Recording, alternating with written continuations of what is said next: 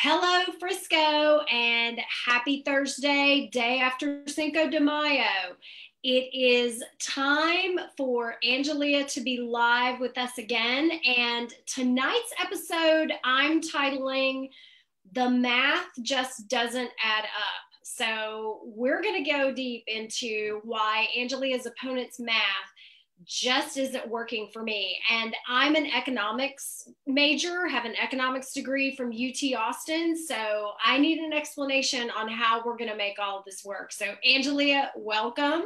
Thank you, Wendy. All right. So talk to us about Tuesday's city council meeting and what all happened there. Yeah, before I do that, Wendy, I just want to thank all of the Frisco residents who came out in the last election and voted. First and foremost, we are grateful that you took the time to get involved in local elections.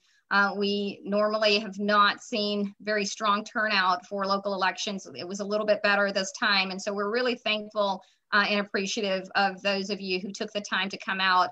And I want to encourage those of you who are considering coming back out again for the runoff to please do so. Every single vote counts, and we need you to participate. We need you to engage in this voting process. So thank you for taking the time to come out and vote.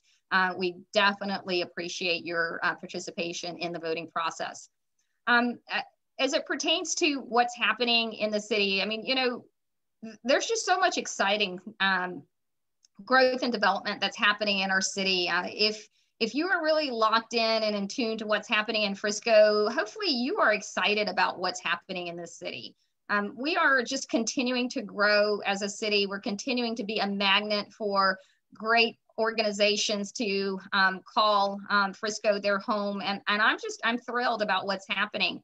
We had the groundbreaking of the Omni this week, which is exciting. We have the link, which is the property, the acreage that's right nearest the PGA. The mayor calls it some of the most expensive land in the city. The great things that are happening there, whether it's entertainment land that's laid out for commercial entertainment, office space for corporations to have their regional or even corporate headquarters there. We do have some multifamily that's coming there as well. But again, all of that is, a part of how we are phasing in that multifamily. One of the things that we're doing to ensure that we don't have intense density there is we're requiring that the developer develop the commercial portion of the land at a rate that provides them the opportunity to develop the multifamily. So there's just, green space, trails. It really is going to be a place that's not only exciting for tourists to come, but for residents to be able to come and hang out with their family. There's nothing like having, a great entertainment venue in your backyard that you don't have to travel miles to get to, but it's right around the corner. So I'm really excited about what's happening there. So we have your opponent on record. I mean, she said it numerous times in public, in essence, no to these developments. But yet at the same time, she's also on record of saying that she wants to lower our taxes. So explain that math to me.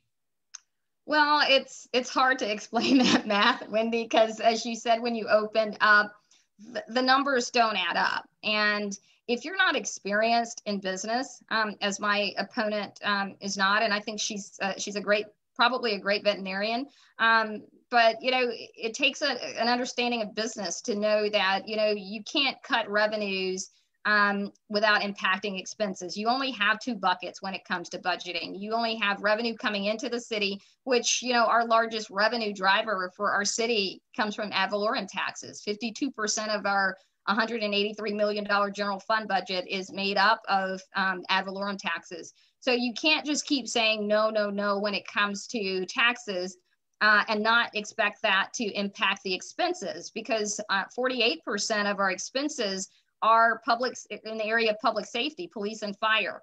So the numbers don't add up when you tell the residents that you value public safety, but you keep saying that you're going to slash taxes something's got to give. And so that's why I think looking at venues such as the Link and other corporate citizens that are going to come in and that are going to bear the burden of some of these tax dollars that are now on the backs of residents, still keeping our tax numbers or tax revenue at a level to where we can still continue to afford the great public safety that we offer the citizens today, and even increase that. So there's a direct correlation with the corporate citizens that move into our city and our ability to increase public safety. So you just got to understand that there are two sides of the equation, and you just can't say no, no, no on the revenue side and slashing revenue, but expect us to be able to pay our bills on the expenditure side. So it's just a lack of knowledge, I believe, on understanding how to manage large budgets. And I get it. Everybody doesn't have that background. And I think that's why we have to be careful as a city. When you put someone in that doesn't understand that, those sound bites that they throw out, you got to understand how you're going to execute on that. And I think that's where my opponent lacks just the experience and the knowledge on how to really execute on what she's saying and what are those unintended consequences for things that she's pushing out right now. So just, I encourage everyone to just do your homework. Don't get caught up in the sound bites, but really make sure that you're putting someone in place that's not just spouting rhetoric as a candidate, but has no clue how to occupy that seat on council. And in essence, I mean, what I'm hearing you say is that if we do cut those taxes, we're in essence defunding our emergency services. That means slower response times from police, fewer fire, fewer ambulance, potentially, slower response times. So am I correct on making that correlation? You are absolutely correct. And, that is about as truthful as you can get. And that's not hyperbole. If you continue to say we're going to slash and have deep cuts in our ad valorem taxes, you inevitably are going to impact our largest expenditure, which is public safety, which in essence means you are defunding public safety. So you are 100% right when you say that. You have to understand the impact on both sides of the equation. And you just can't continue to say that. Now, having said that, Wendy, nobody wants to pay high taxes. Right. I mean, I don't want to pay taxes, higher tax rates. You don't want to have higher taxes that you're paying. Nobody does. People want to keep the money in their pockets. And so there are creative ways that you can do that as a council member. We can vote to approve a homestead exemption increase. We can vote to increase the senior exemption. There are ways that we can impact the taxes and minimize the taxes at a gradual rate that enables us to continue to pay our bills at the rate that we're paying them. But you got to be very smart with that, and you got to have someone that understands the math. The math has to add up. Yes. So I'm going to go along the line of discussion around developments, and that inevitably leads to density. I mean, she's also on record as saying no more apartments. And so I'd like to hear your thoughts on what that really means and what density really means to you and what we can do about it. Yeah, it's the same thing. No one wants to pay high taxes. And so you got to figure out how to ensure that we minimize the tax burden on the residents.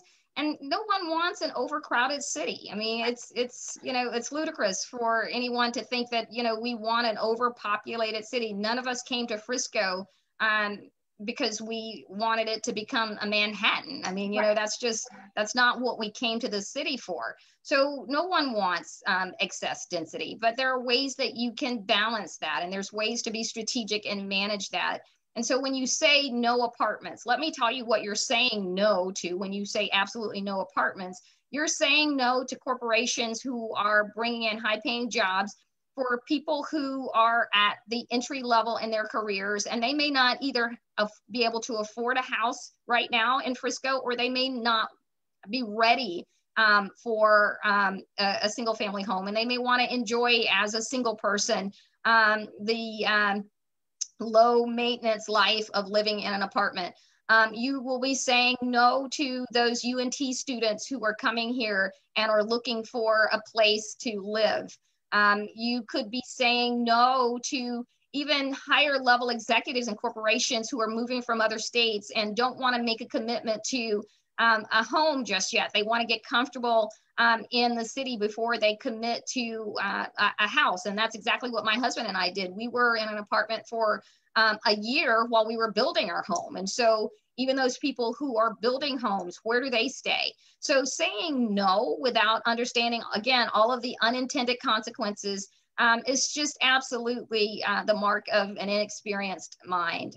You have to have balance. And that's always been my approach when it comes to apartments is there's got to be a balanced approach. And one of the things that, you look at P&Z and kind of the direction that we're headed with apartments, we're not going to be doing any more garden style apartments. That's been a commitment. And so where you do see multifamily growth, you see it in these urban living areas where it's surrounded by office space, it's surrounded by commercial space, restaurant, retail, so that those folks who live there don't have to put their cars on the road, which creates traffic. They can walk to work, they can bike to work, they can go to the restaurants without getting into their cars. So you see a multifamily, but you see it in a more urban living, very smart growth as opposed to garden style apartments. So again, I just think that you can't continue to say no taxes, no apartments without really understanding the bigger implication of what that means to the city.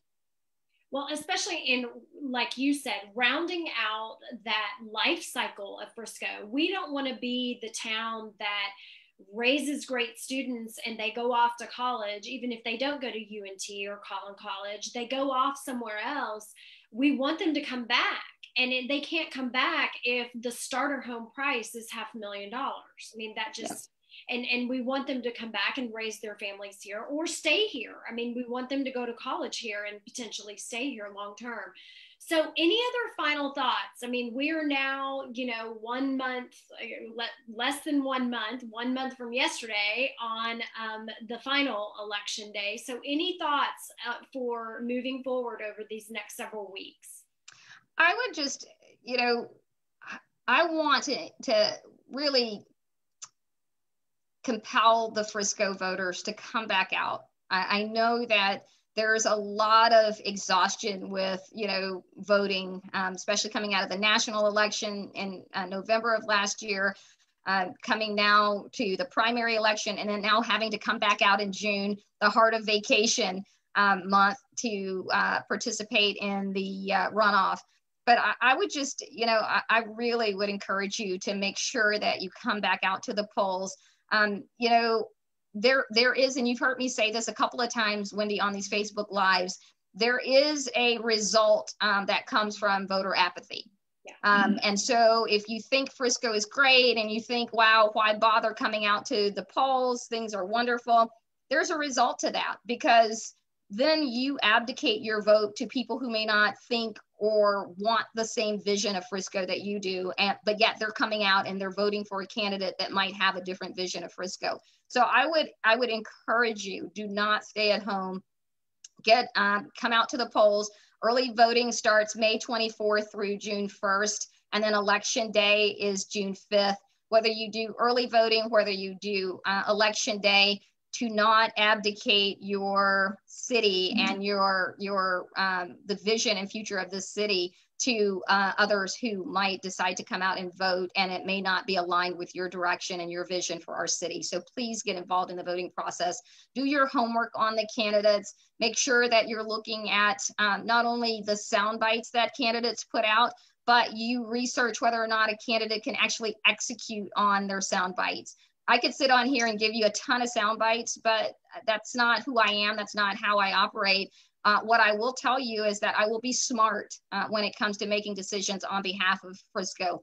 I will be balanced in my approach when it comes to making decisions on behalf of the city. And I will tell you wholeheartedly, my goal is to ensure that we have a unified Frisco. that we pull all voices in, and that we are unified in our direction going forth. I will work across any party line. I know this is a bipartisan race, and I really want to ensure that, you know, we pull everybody into the table when it comes to helping to solve some of these city issues that we have. So please get out and vote. Our city's culture really rests on this vote, and we need you to get out and vote during early voting or on election day. So with that, we're going to wrap up by saying, please, I'm going to reinforce, Angelia, please research your candidates. Please go to Angelia for Frisco, F-O-R, Frisco.com, Angelia for Frisco.com. Check out her endorsements, check out her priorities. And the last thing that I'm going to wrap up with, because we've got a whole nother month of this going on, but I'm going to say for you and for the opponent's campaign, if the candidate doesn't say it and you've heard it, it's probably not true. So that goes for Angelia and that goes for Jennifer White's campaign. I just want everyone to please research your candidates and, you know, get out of the mudslinging, Frisco, because we're way better than this. So no rumors allowed. Research your candidates. And if you have any questions for Angelia at any time, please email her, campaign@angeliaforfrisco.com. Thank you so much for watching. Thank you, Frisco. We appreciate what you've done in the primary. Let's take this home. Let's finish this. Come out to the polls in June.